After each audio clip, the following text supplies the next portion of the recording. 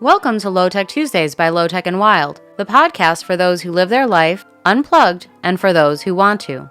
Low Tech and Wild is a podcast brought to you by Valdez Adventure Alliance in Valdez, Alaska. We have guests that we learn from all around the world, and we invite anyone who is interested to come and visit the beauty of Valdez, Alaska.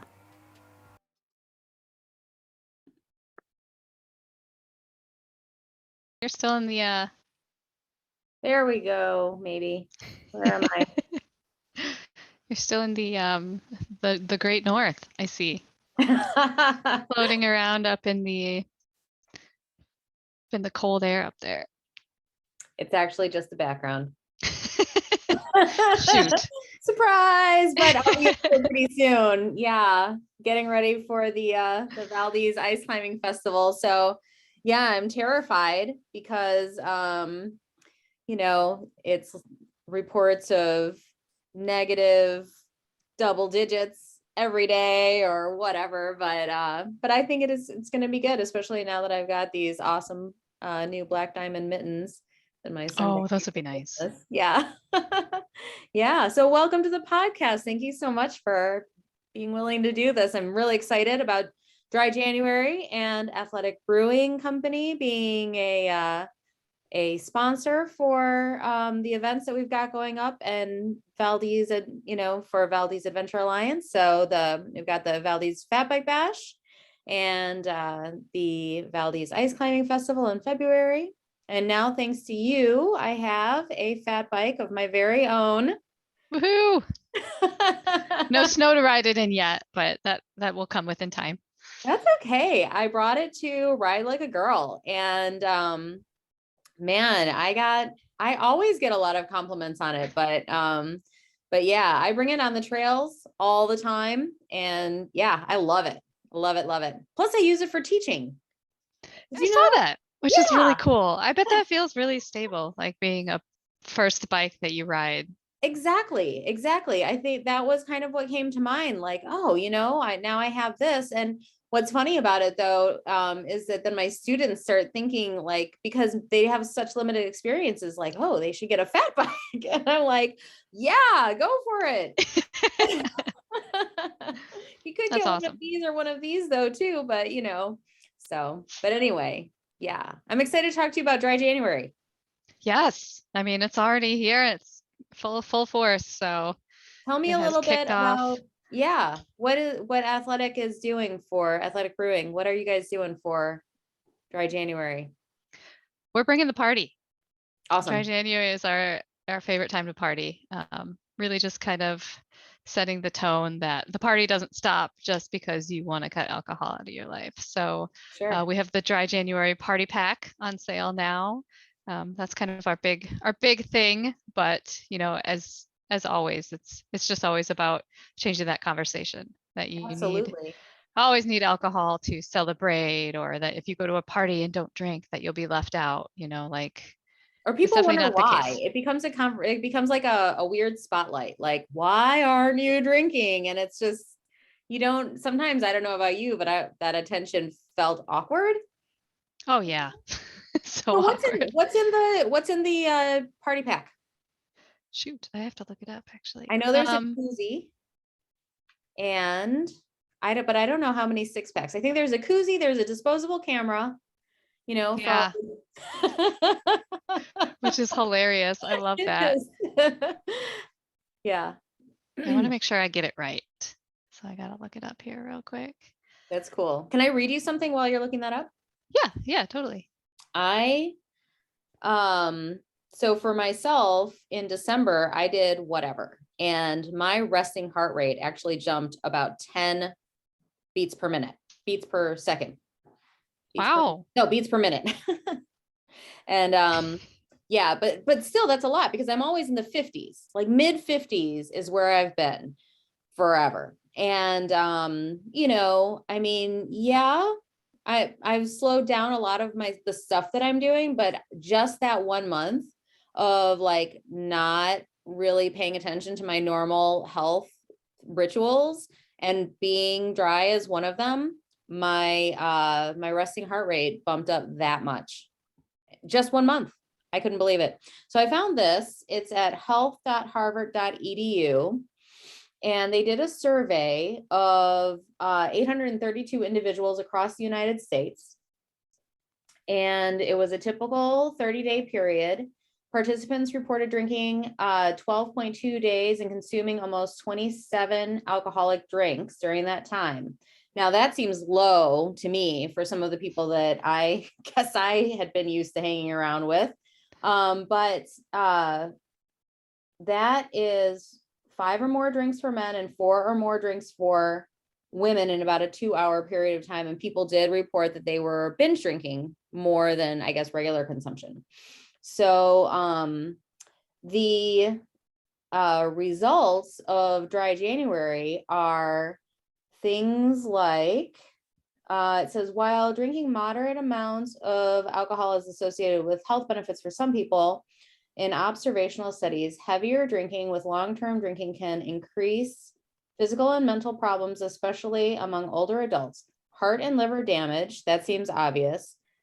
Cancer risk, that was interesting. And I had heard that before. Dr. Michael Gregory, when I had gone through my cancer thing in 2019, I relied heavily on Dr. Michael Gregory and Dr. Dean Orson. And both of them are not drinkers. And they did say something about that. And it was surprising to me.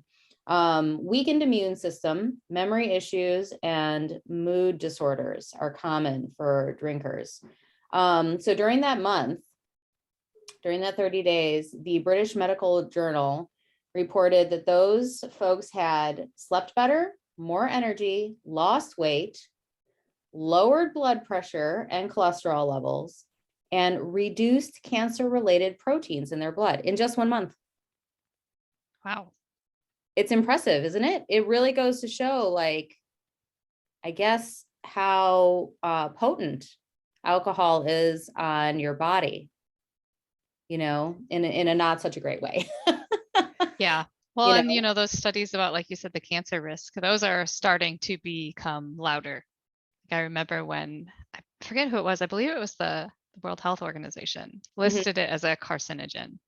Finally, they had Yeah. all these studies coming out saying a couple drinks would be good for your health, but now the recommended is that, any drinking can be associated with a higher cancer risk. And like, I believe it was breast cancer, colon cancer, a couple other ones that, kind of make sense of where the alcohol would go in your body. So, Yeah. so it's definitely a thing that I Yeah, think people are starting to wake up and pay attention to. for sure.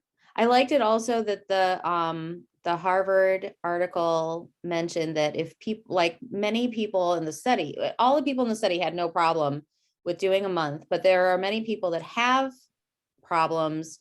Maybe after a week they give up on dry January or whatever. Some people experience other kinds of stresses, like shaking hands and delirium even.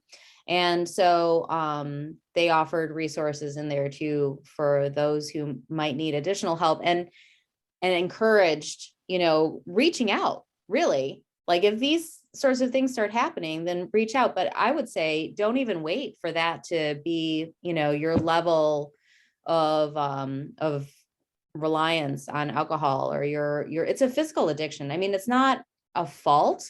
It's, it's a very sneaky thing, I think, you know. Yeah. So, but even more reason, because to me, Athletic Brewing is delicious. So there are great alternatives that are out there. Did you find out what's in the party pack? I did, yeah. So it's 5 6-packs. It's Wow. the Free Wave, the All Out Stout, Upside Down Golden, the Run Wild IPA, and then Cerveza Atletica. So All yeah, my 5 favorites. 6-packs. You get a koozie, a camera, and a really cool sticker. That's fantastic. I love it. Yeah, just and alcohol in and of itself is not a bad thing, and most people do not have problems with alcohol. You can enjoy it, Right. have a good time, celebrate New Year's Eve, any way that you enjoy alcohol is fine. I think we're now waking up to the fact that there is a bigger conversation we need to have surrounding our health and surrounding our own wellness and our own, limitations, and just making sure that we're all in a good place with whatever we do. And that can be alcohol, that can be food, that can Mhm. be, exercise even. Do you exercise too much? Do you exercise too little? I think we're all starting to come to like this collective area where we're just trying to be better versions of ourselves. So, Yeah, and why alcohol is not? definitely one place where we can all do that. So, It's hard to have, I mean, these fall into the category of like difficult conversation, when you want to talk to somebody about when you want to actually do the reaching out, that can be yeah. a difficult conversation. Some people have a really difficult time emoting, and I can say from firsthand experience when I've had different, didactic encounters that, you feel those emotions well up, and it does become like actually hard to speak sometimes, so if it's something like that, when maybe you have a culture or a family of, we don't talk about that sort of thing, and you're the first one to start bringing up that difficult conversation, you know yeah, you have to figure out a way to break that chain and move forward through it and not procrastinate. So yeah, but now there are so many fantastic choices that are out there. When did you stop drinking alcohol? Oh gosh, I guess I started stopping drinking. About 4 years ago was when I really I gotten really sick. My immune system kind of just started like reacting to everything. Okay. So my allergies just went through the roof, and I ended up getting sick for like months. Like Oh I no. had like these sinus headaches. I went to different doctors, and I was like, what the heck is going on? I've never been like sick before. And they were all like, well, it's allergies. I'm like, well, that's not a very good answer because I don't know what that means. They would just be like, well, it's allergies. Yeah. Go take a Claritin, and I'm like, I'm clearly like really sick. I've had 3 sinus infections in the last like couple of months, and nobody can help me. But I eventually found a doctor who, told me that I have a deviated septum. So it must just, as I've gotten, had gotten older, just gotten worse. And that's what was causing me all the trouble. So I connected with an allergist and started getting the right medication, started getting allergy shots, which are not fun at all. And I actually started swimming. That was when I started getting healthy, and when I really Interesting. started looking at what was going on with my body. Hmm. So it was a big change for me because I loved beer and I love drinking and all of that, but I really was like, yeah, and I'm like, I don't want to be in pain anymore. So the alcohol was pretty like big one, like, well, that one definitely causes me a lot of misery. So and that only not only that, but just, it's definitely not really that great for you overall. Right. So Yeah. Well, you were saying your immune system was crashing. So I mean that might have been part of it. The alcohol was triggering that. And I wonder if the chlorine in the swimming pools had anything to do with like you're feeling better because it was kind of eradicating maybe the pollens or the things floating in the air. I wonder. I don't know, but that's kind of what I assumed. I was like going into like a cleansing bath every time I went into the pool. And I did, like, I just started like going and just swimming. I went like 4 times a week and would just swim laps. I would put my head down under the water, and, it was just like a very like clarifying moment. Because when you're swimming laps, you're focusing on your body, you're focusing on your breathing, you're focusing on basically, counting the laps. You can't think about anything else. So it's right, a really right. like good place for me. And that's when I quit drinking. And back then it was like 2016, 2015, 2016. So it was weird for everybody. And especially because that was my circle of friends that I had built up, and everyone was like, what? You're not drinking? And I was like, yeah, yes, don't want to drink. Not, not Yeah. helping me out right now. And it was Well, it was just a really hard transition. you're killing it with your cycling and running, and you just did, was it your first Ironman length race? Yeah, my Just first triathlon. yeah, that's fantastic. Yeah. and that all started from the whole beginning there, with just trying to find a better way to live life and, take care of myself so much better. Like I was treating myself off like horribly. My poor body, like I think it had had enough, and it was like, you're done. You can't do this anymore. You're just gonna, die. So I think it was my wake up call. Yeah. Or worse, live and just live in misery. Right. Yeah. Yeah. Talk about a little bit about the process of, I guess, your athleticism and goal setting and how did you do it? How did you, I mean, because an Ironman is nothing to joke about. That is, did you do the full Ironman, right? No, it was a half. It was a a half. Even still. Oh my But God. still, yeah. I for the longest time I was like, oh, it's just a half. It's just a half. But after having done it, I was like, it was a half. Like it Yes. was way more than I had ever imagined it would be. So that's like what, a 1,200-meter swim? And then is it 1,200? Oh, I'm not good with the conversions. It's Oh, 1.2 okay. miles. So whatever Okay. that translates to. Yes. Yeah. That's about uh well, we'll just go with what you said. So much easier, right? It really is. And then you had to do a 56-mile bike ride, right? Mhm. As fast as you can. And so that's probably a good 2.5 hours on the bike And it after was that. hilly too. That And one that course was like it was 2,700 feet of elevation. So it what was no what joke. town? What In city? It was in Oceanside, California, Oh and yeah. it goes up along the coast and into the base there. I forget Uh-huh. if it's a what type of military base it is, but it's very, very mountainous. So that was fun going up those climbs. That's Camp Pendleton, isn't it? The Yep, that's Marine. right. Yep, that's Yes. the one. Yes. Yes, that is very hilly territory over there. So you're a rock star. Holy smokes. And then after that, it's not over. You have to run 13.1 miles. Yes, Yeah. a half marathon. Whew. So yeah, good for you. How did you train for that? For me, the biggest problem was the running because I don't run. I've never really been able to run, so I focused mostly on that. Um, and I was able to do it, that was my goal. I was like, I just want to finish and to be able to, that was like it was seriously my first half marathon I've ever run in my life. So I was like, we're going to see if I can do it, after all of this. And it was just a big, big, big accomplishment. So yeah, training was, uh, it was overwhelming having, being in one sport and knowing how to train for that. And then all of a sudden just being like, and now there's two more that you have to do, was just like, whoa, I don't even really know what I'm doing. If I had the chance to do it all over again, and that remains to be seen. But I definitely would have learned so much from it. Just not Yeah. only the competition, but just from training and fueling and everything in between. It was a lot of work. It was a lot of days where I just was like, I'm doing Ironman training. I can't do anything else.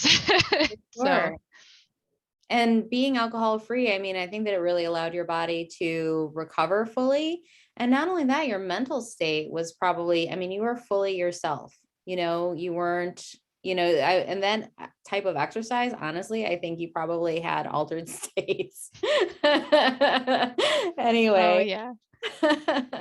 Yeah, no, I discovered a completely different, version of me deep down inside after doing Awesome. all that. And that was really cool. It definitely gave me a lot of Journal? momentum, like, Nice. coming into 2022, especially. I'm just like, I did that. Oh yeah. I Oh did yeah. that. That's fantastic.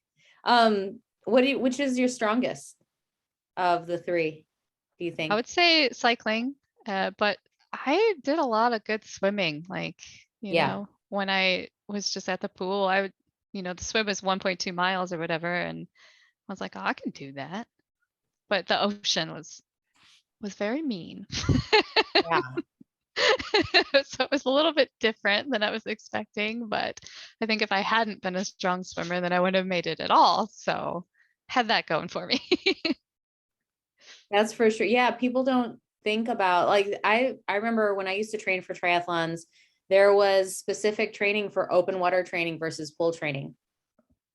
And there was like all kinds of little like sub courses in between too, like defensive swimming or Oh, wow. drafting. People don't realize you can draft in the water. I didn't know that either. Oh, you should have known. Then you See all these things that you learn just that's for your next one, Julie. there we go. Yeah. Yeah. So you and so that's how we met, is through cycling. And yeah, I totally, you've been rocking and rolling. Did you do like, how many miles a week do you think that you do? Strava tells me it's about 100. That's awesome. So That's fantastic. And is that different from when you used to live in Wyoming, or like say 2000, from like 2015, 2016 onward to today? oh Are you yeah. increasing? Yeah. Yeah, absolutely. And it's funny because I actually got more elevation this in 2021 living in, Texas than I Yeah, did while I was living in Wyoming. So there's some hills here. for It's not sure. all flat. Did you do Das Hugel? I forgot.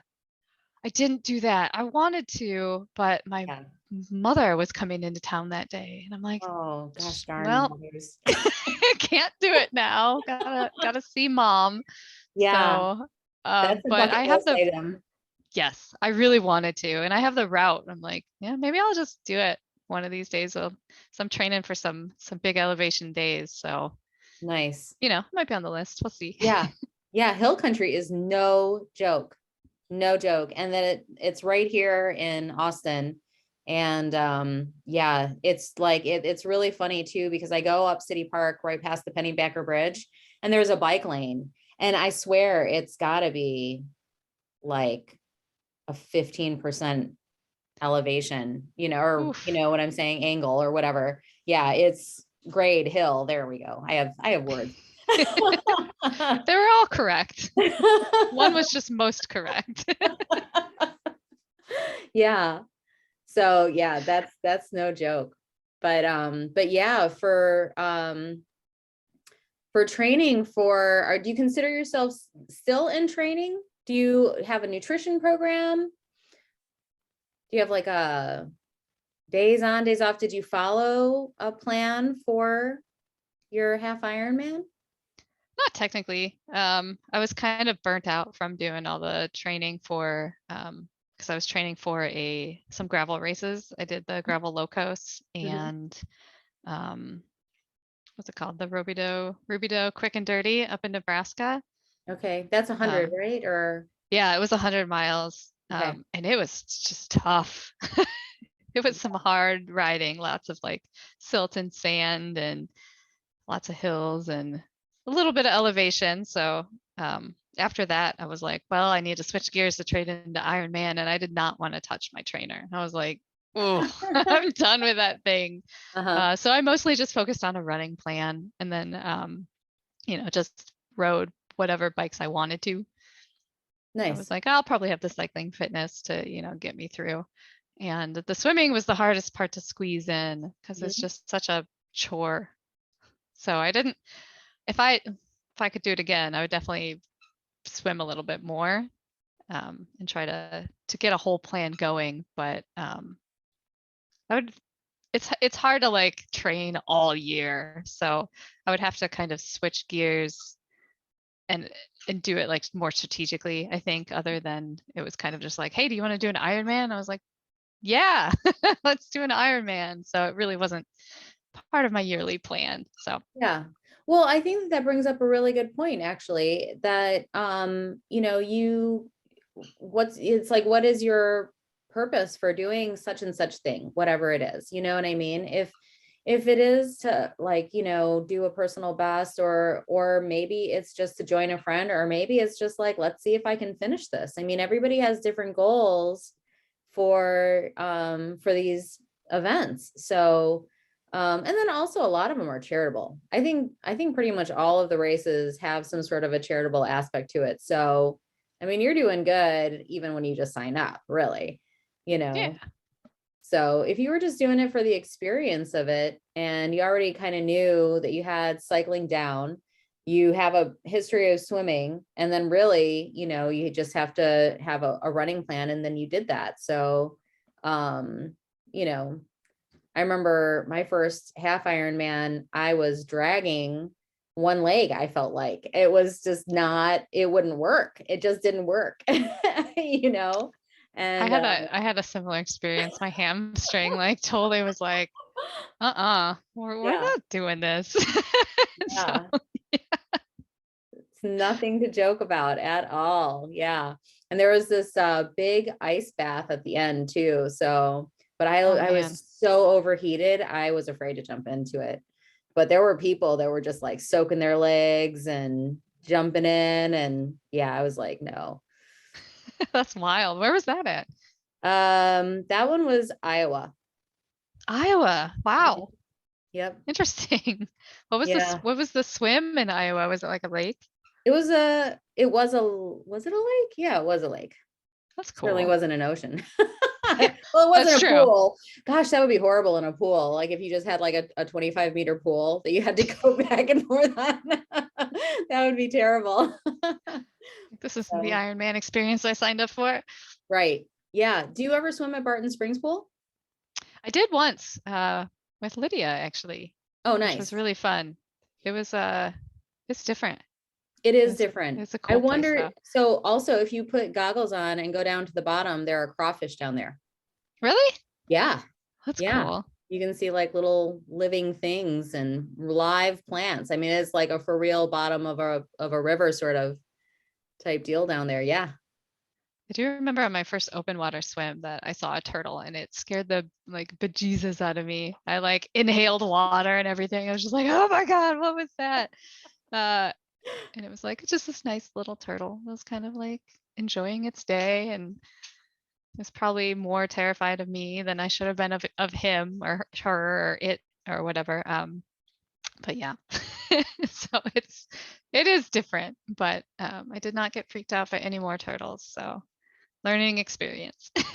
Yeah, you do it once, right? Our training for a lot of the swims was in the Chicago River. There's this thing, it's I don't know if it's called the Ohio Street Beach or whatever, but you go to Ohio Street and really, so they mark off 25 meter. Is it 25 meter? Now I'm forgetting, but it's regardless, if you don't freestyle swim through it, your legs are in seaweed. Oh my gosh. I It bet is that felt so gross. so nasty, but it's encouragement. You're not Yeah. going to stop and tread water. You're gonna swim, right? Wow. Yeah, yeah. It The was Chicago River too. That's crazy. no, it was Lake Michigan, Lake Michigan. Oh, okay. Lake Michigan. Yeah, Still, that's crazy. That's yeah. And awesome. there are beaches, in Lake Michigan all over the place that are like super nice.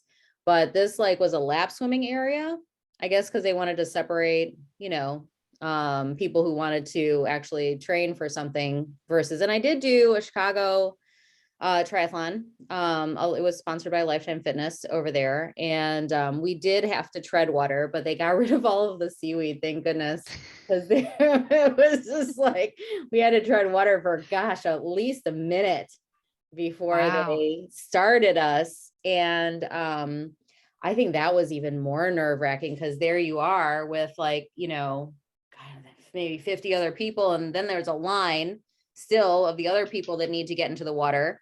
And yeah, it was pretty terrifying. It was pretty, Wow, I bet. That's yeah. awesome though. What I an saw a lot experience. of people get fished out. And that's the mental game of it, right? Yeah. You have to yeah, just continue forward. Remember your training, as the Jedis say, remember your training, right? Yeah. Yeah. I had like the ocean definitely beat me up. And I had a very like mental moment like that, like Mhm. just remembering like there was at one point where I looked at my watch and I was like, okay, we are cutting it close because I had it the time, like, I knew how long I had and I was like, well, all right. So I'd like make a decision. I'm like, I'm gonna swim hard and go home or swim hard and keep going on my journey. And like I knew I was cutting it close. So I was like, here we go. Let's go, you know? You mean to your personal goals or to the overall race time goals? Like where they close the race? Yeah, like the cutoff for the Gotcha. swim. It Gotcha. was an hour and 10 minutes. And I made it at like an hour and 5 minutes. So Ooh. Well, super close. you did it though. You did Yep. it. Did you rest on your back at all? Did you Yeah, get I any? did. I Perfect. actually was on my back for a lot of the waves. Mm-hmm. Um, Yeah, that can be hard. yeah, because I just Learning breathing. was struggling with that, but Yeah. made it. We made it. Yeah. Yeah, that's awesome. Was your bike the best leg in that race, you think? Yes. Yeah. I went from like, I forget, my friend said he was watching me and I forget what he said. He's like, you went from like last to like ninth place or something in your Awesome. age group. And I was like, yes. And then the run, of course, Yeah. destroyed That's on that, but that's fantastic. okay. Yeah, I mean, doesn't it make cycling like just the best sport ever when you're in a triathlon? Like, it's just like, oh, I really Oh, do yeah. like cycling. I was like, cool, I get to ride my bike now. Look at the views. These are nice. Yeah, I can eat and drink freely. Like, I was like, this yeah. feels pretty good. So I really enjoyed the bike part. Heck yeah. You ever do you ever think that you're gonna go back to riding in the snow? With all the pictures of like everyone's posting of all their snow rides, I'm definitely getting a little sad. I A miss little the snow a nostalgic. little bit. Like Yeah, that, like, oh, it's 0 degrees outside and it's snowing and there's no cars out and nobody's out and I'm just gonna go take my bike out and go explore. Like, there's nothing quite like that. It's really right. fun. So Yeah. I love the Helga. I love the Specialized Helga. So you took that out in Wyoming. And did you ride it kind of like you ride like, so you can't really, so that's one of the differences. If you're riding a road bike, it's easy to go 20 miles, if you're riding a fat bike in the snow, you're using more energy for sure, oh you know. yeah. So I can't say like, did you ride it like you ride here, but did you ride in the snow with that? Was it your mode of travel or was it your recreational activity? It was mostly just for fun, but we did take it out and like out into the trails and stuff and go ride in the mountains, like Kurt Gowdy and Happy Jack. There's some areas in Wyoming that we rode, and you just go up those climbs. I mean, you'd be going like 2 miles an hour.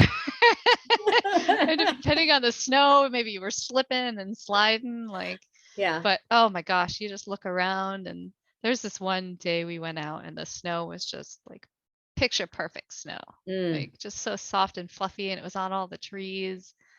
And I just like could not stop smiling. I was like, yes. this is amazing. It, Yes. so it's really like an otherworldly experience. The fat bike is so cool. The places it can go that For other sure. bikes can't. Yeah, that's fantastic.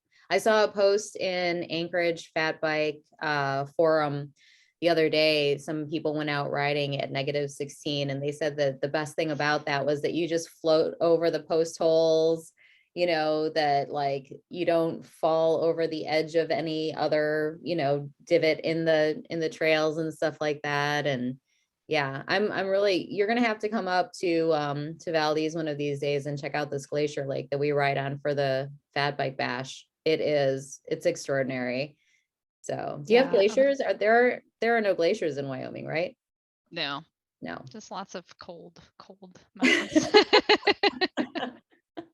If you ever want to do another Ironman, you could do the Coeur d'Alene. That's in Wyoming, isn't it? I don't know about that one. I don't know if there are any in Wyoming. Are there? I think so. I'll have to send you a link. Nice. Yeah, Coeur d'Alene.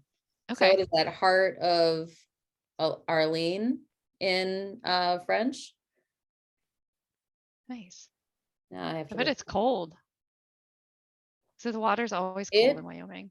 it is. Oh, right. Yes. You definitely need a thick wetsuit for that one. Yes. Yep, Coeur d'Alene. And That's cool. yeah, north. Oh no, it's Idaho. My bad. Oh, Idaho. It's Okay, Idaho. that makes more sense. Yeah. I was like, I don't know. I feel like I it would wouldn't be be too cold surprised in if there was. Wyoming, but I wouldn't be surprised if there was one in, well, Idaho and especially Northwest Idaho. Isn't that right by Wyoming? I could yeah, have. they're all pretty close. Especially that like the Jackson area and like Yellowstone is like, Montana, Idaho, and Wyoming. So Yeah. Yeah, that's a lovely area too.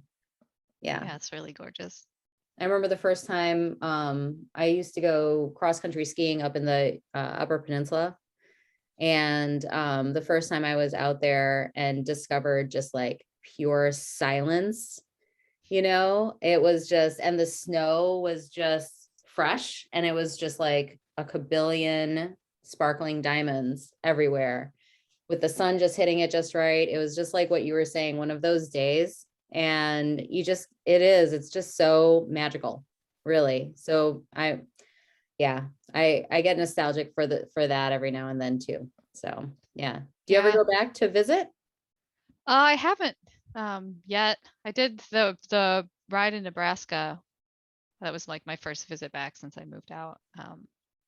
But I don't know. I don't know. The winters are pretty brutal. As much as I like the snow, I feel like I could go to a place that's not as windy probably and have a little bit more fun. Nice. But When you moved here, did you get one or two new bikes? You got the because you had the Canyon road bike, right? Already? Okay, so then you got the Canyon mountain bike. yeah, the mountain bike was the only new one I got. Gotcha. And have you been out using it? Oh God, I love that thing. It was actually like kind of the first thing to go when I did the Ironman training. I just didn't really have time to trail ride anymore. And Mm, the first ride after the Ironman was just like, I was like, oh my God, this is so much fun. Why was I running? I need to be doing this more. yeah. Oh, it's great. Yes, mountain biking is fantastic. But I mean, just like anything else, you can take that to some sort of extreme level too. And then, I mean, I have to wonder, like, I don't know. I have to wonder, like, your mindset, what becomes a challenge at some point. So I heard a skier say, she can do like these great, backcountry things, but she finds herself like she could be making a grocery list at the same time. So you know what I mean? And then so it's Yeah. like it made me think, like, because a lot of the times some of the harder rides that I've done were meditative. And I thought about the value of that, where you can just get out of your own head, you know? And when you're mountain biking, especially around Austin, the trails can be pretty technical, you Hmm. know? And so I mean, I don't know about you, but for me, like I am definitely focused on what it is that I'm working on, you know. I mean, you have to be because every now and then, like a tree will pop out in front of you, and you gotta watch out for that, or rocks, or yeah, there's a whole list of things that can go wrong. So it Mhm. is really, it's cool in that sense, and that's why I think I like it because it's definitely not just a challenge of going forward. It's like a challenge of body positioning and bike, understanding how your bike's gonna react to different things, and it's just a really cool. I've definitely I've upped my road bike skills just by mountain biking, poorly, Yes, basically. I love So, that. You really do. I mean, if you want to be an excellent road cyclist, I think that you have to take up a little bit of mountain biking, because yeah, you definitely, like, it changes your handling skills, mhm. And right? same with like gravel. And then I did cyclocross Hmm. for the first time ever, which was a blast. But mountain biking definitely helped with that. So Do you use the same bike for cyclocross and gravel riding? I do, yeah. My bike's actually well, it's listed as a cyclocross slash gravel, but it's Ah, definitely more of a cyclocross bike. So do you have three bikes? yeah. Okay. What kind of bike is your what make and model is your cyclocross slash gravel bike? It's a Live Brava. Nice. It's actually really cool because I won that in a contest. So Nice. it was a free Congrats. bike, but it has been the most transformative like thing I've ever gotten, because it really like unleashed that kind of like competitive side of me, where I'm just like, ooh, I really want to like do this gravel. And I always wanted to do cyclocross, but I never really got into it. So this year I was like, I'm doing it and I'm gonna have fun doing it. So it's really been just monumental. The best thing I've ever won in my life. That's fantastic. And that has disc brakes, It does, yeah. is it? So, so are you thinking that is cyclocross, like, is that so now you've experienced road cycling. You've already had fat biking under your belt. You've got the mountain biking on the trails and stuff like that. And you've got the gravel / cyclocross, which I'd say those are, so that's like what, 4 or 5 different cycling elements. Where's your heart being stolen? Where is your heart lying with all of these? I really like the long endurance rides. Like the That's what gravel I think I locals? like. Yeah, I think that's why I kind of gravitate toward gravel, because And that it's was just like this. 150. Yeah, and I only made 103 because of the rain and Mm, stuff. My bike actually could not, it stopped working. So I was like, I can't really go, even though I wanted to. But yeah, that's my challenge. I think the rest of it's more for fun. I've never really been good at like handling and skills kind of that cyclocross would, require. I think it's fun, and it's definitely like a place where I can learn and practice, but I don't know if that's something that I necessarily like love. I mean, I'll still give it a shot though. Maybe yeah. I'm better at it than I think I am. But It looks like a like lot of the fun. Didn't you do a clinic where it was like jumping on the bike or something like that? yeah, yeah, Lydia and I went to the park, and we're just like, all right, we're gonna practice those mounts and dismounts, and oh, Nice. we had a blast. She was like bunny hopping over a pool noodle, and we had, so we had a pool noodle and a cardboard box, Excellent. and we were just out at the park riding in circles, jumping on and off our bikes. And I can imagine that anyone that saw us doing that, we're like, what the heck is wrong with these people? But honestly, that's what I loved about cyclocross, was that it was just kind of goofy and fun like that anyway. And so it's almost kind of hard to take yourself seriously. So Yeah. I loved that whole vibe. It was cheering people on, was having a good time riding bikes. I just felt like a kid again. I always feel like a kid when I ride my bike, but that time especially. So That's fantastic. And for listener references, Lydia is the Violet Crown women's team captain. And Violet Crown is a sport association, a cycling club in Austin, Texas. And this is how you and I met. love the Yeah. Violet Crown. Violet Crown. Yeah. Which I have been told that the reason this area has the nickname the Violet Crown is because of the way that the horizon looks at sunset and sunrise, mostly sunset, that there is that violet hue, that something about the chemistry in our air that gives it that violet hue. And so that's why it's called a violet crown. Maybe it was in a poem or something. Seems like That's really something that would be cool. in a poem. Yeah, I love that. I didn't know that. That's really cool. Yeah. Yeah, there's like Violet Crown stuff all over Austin. There's the Violet Yes. Crown Trail, the club, and then like Yes. various businesses and stuff that Mhm. kind of use the name. So it's really cool. Yeah, that's where it comes from. That's why. That's why everything's violet crown. I love There's that. a That's a violet really crown cool. over the city. Yeah, I or love more, it. I guess, in the hills. Violet crown in the hill, over the hills, over hill country. Yeah. I've definitely seen it, and the sunset is Yeah, beautiful. it is. It really is. Yeah. Um, so what do you have planned for 2022? I just started my training plan, and Okay. I'm so excited because I'm gonna do gravel locos this year. We're gonna get that 150. We're Nice. gonna get that 150 miles. So I'm really pumped about that. I think I'm more excited this time than I was last year because at that point I had never ridden that far. I had never even done a gravel century, and I was signing up for 155 miles, and I was just like, oh my God, am I going to be able to do this? Yeah. And I know that I would have made it, like if my bike didn't make me go 8 miles an hour. I'm just like, for the last 50 miles, I'm like, that's just not going to happen. And who knows, it would have probably gotten worse over time as it just kept more gunked up and gunked up. Yeah. So this That's rough. year, pending rain, Yeah. we're gonna do it. So I'm super excited. And then I signed up for a Belgian waffle ride in Asheville, North Carolina. Okay. What is So that? it's part of the Belgian waffle ride series. There's four around the country. The one in Asheville is 133 miles, and it's 11,000 feet of climbing. So that's why I was like, we'll do the Das Hugel and get that climbing practice. It's right around the same amount of elevation. So I'm really excited about that too. Not only that, but just a trip out there. I've never been, and I'm super excited to see the area.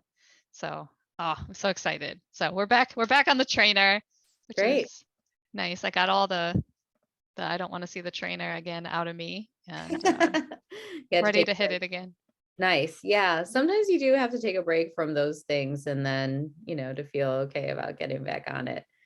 Yeah.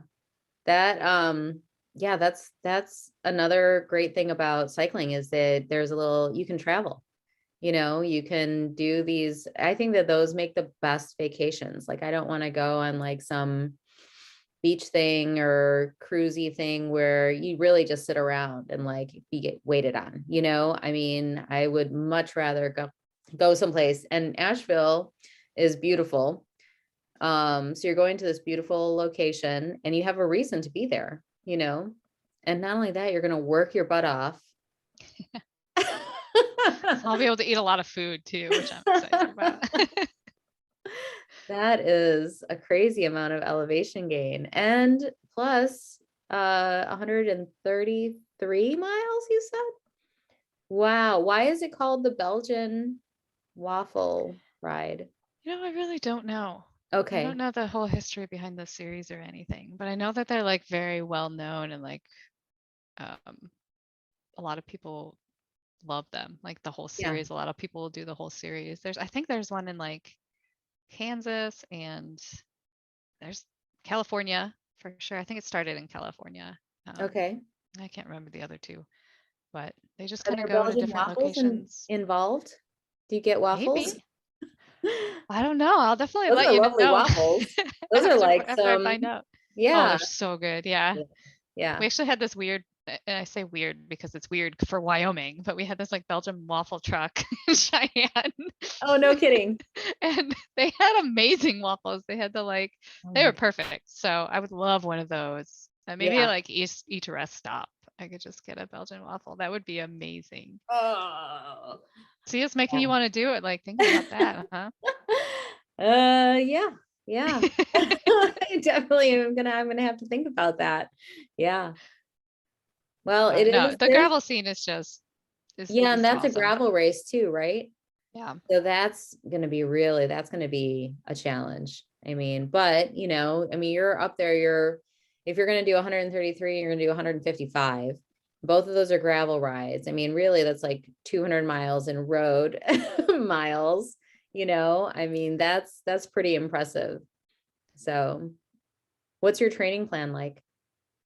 I signed up. I love Trainer Road. Okay. I've been using Trainer Road basically since I started cycling. So really just they lay the plan out for you and kind of give you what you need at different sections, and then you add in all your races. So I put in all my C races, which are just kind of like local rides that I'm doing. Hmm. And then the B race this year is Gravel Locos, which is weird because it Hmm. was my A last year.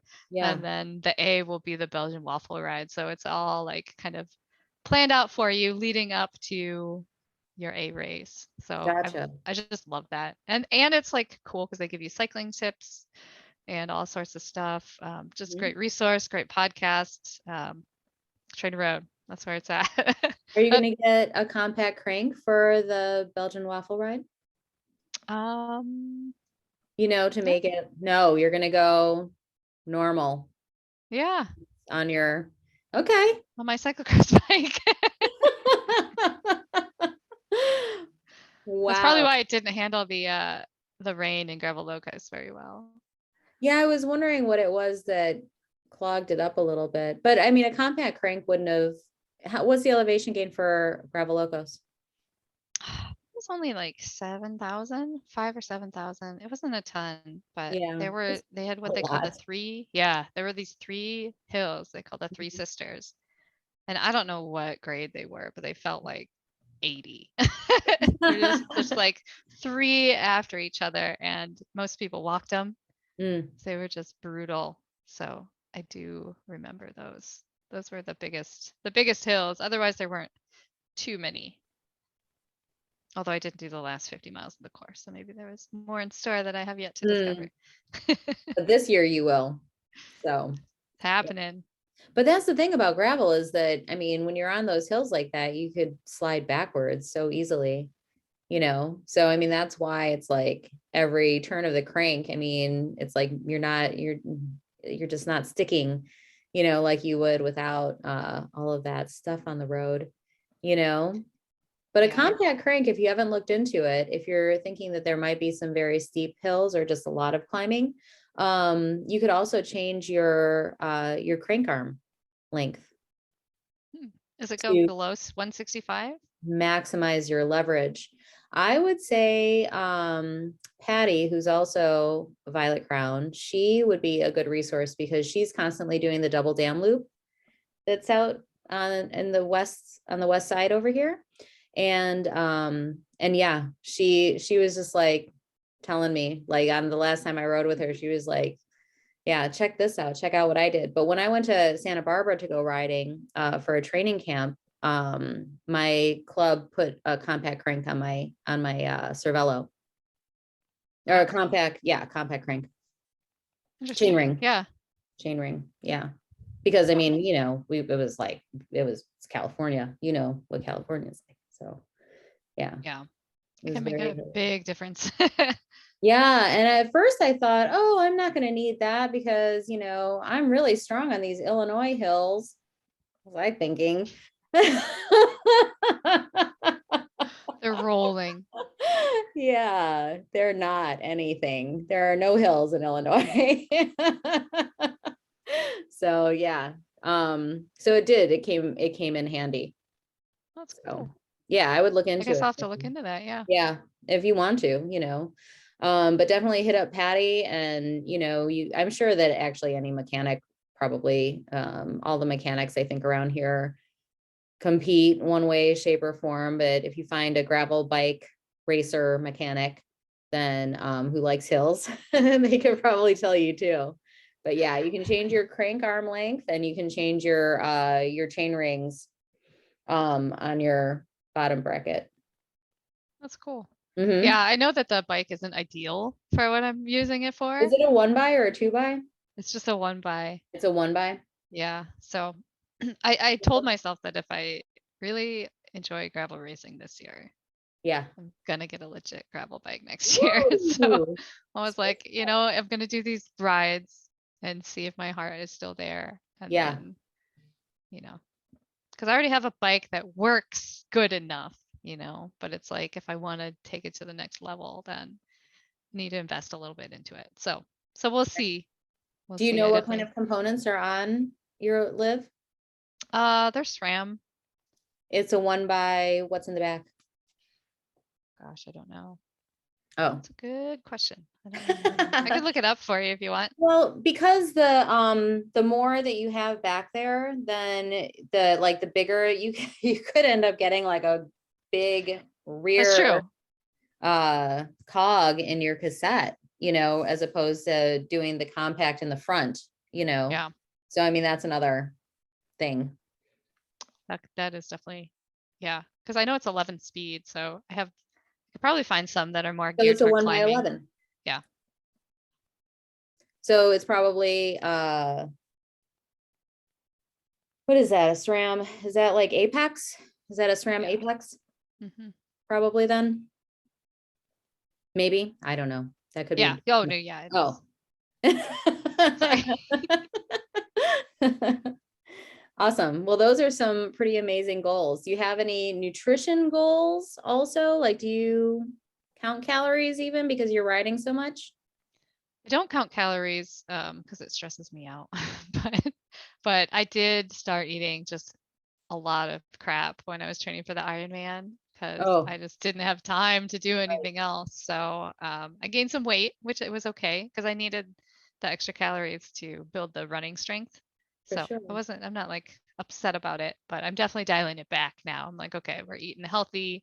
We're not snacking all day and doing this and that. So we're just gonna focus on some like healthy carbs, a little bit more protein, a little bit less fat, and just try to kind of dial that in so that it's good for me but not stressful. I always hate it when it's stressful. You know, like you said, when you quit focusing on what you're doing, how it was just so freeing, like it's Yeah. stressful. So, so you work for Athletic Brewing, and Mhm. what is your capacity there? I'm the ambassador champion. Nice. And That's my new title. you are quite a champion, let me tell you. Yeah, no, I've been enjoying the Mondays, the check-ins and things like that. And I love seeing, like, I am just so super impressed with how many people are ambassadors and how many people are doing so many great things. I think that that's the number one most impressive thing is I've never seen so many happy people in my life, and it's kind of disturbing. No, I'm just kidding.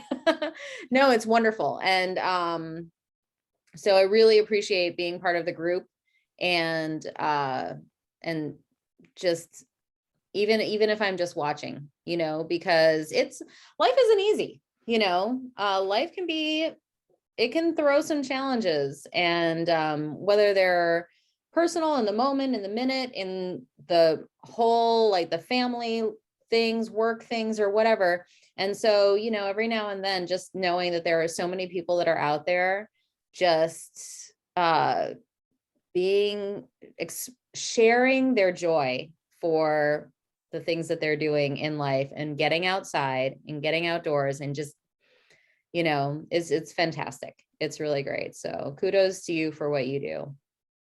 Thank you. Yeah, no, the group is incredible. I think like kind of like you said, like it's just like constantly moving forward, right? Like we just have a group of people who sometimes you check in a lot, sometimes you don't check in as much, and it's just like this big flowing like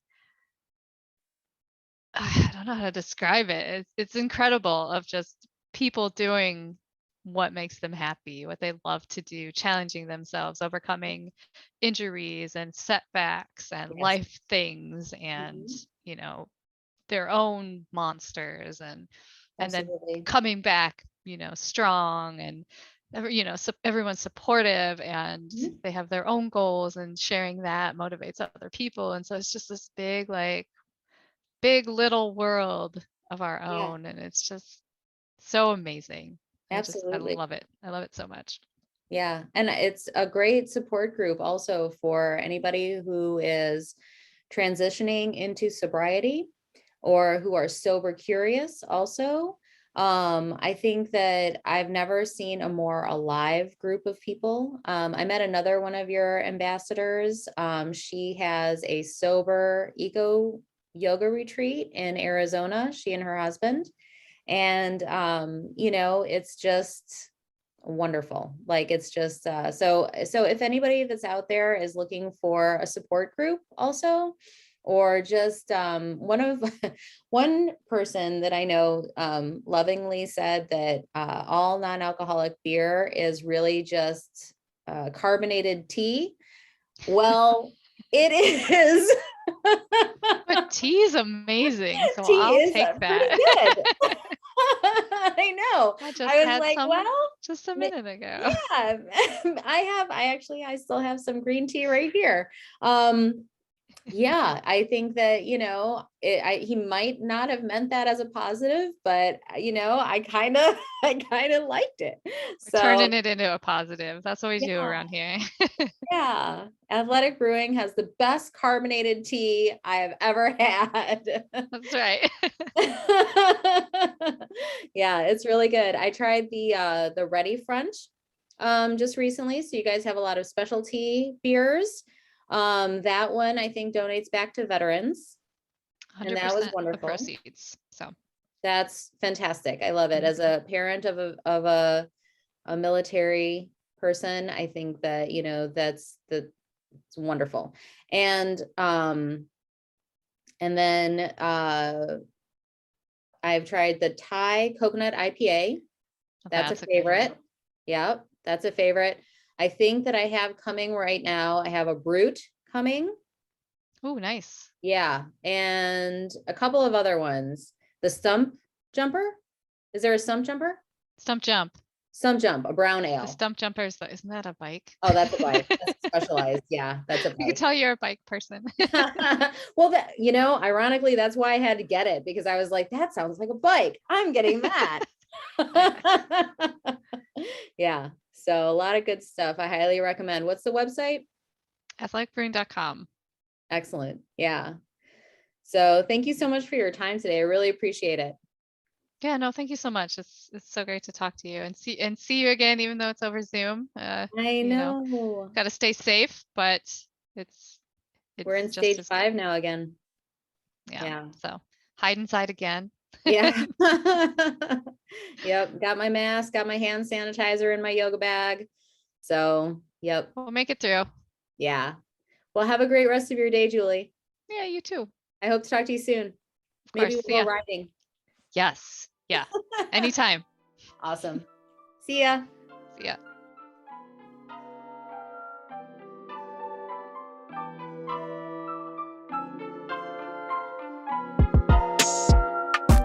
Thanks again for listening to Low Tech Tuesdays by Low Tech and Wild. The mission and vision of Valdez Adventure Alliance is based in nature therapy.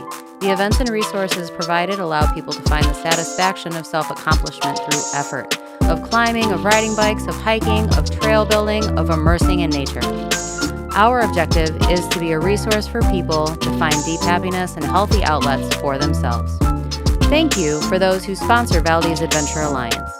IMBA, the International Mountain Biking Association, Access Fund, the American Alpine Club. We'd also like to thank the City of Valdez, Alaska, the Fat Mermaid, Bike Flights, Camp, Alyeska Pipeline, CVEA Community Foundation, Sterling, Loa Boots, Raven, Alaska, Athletic Brewing, Best Western, Valdez Avalanche Center, and The Prospector.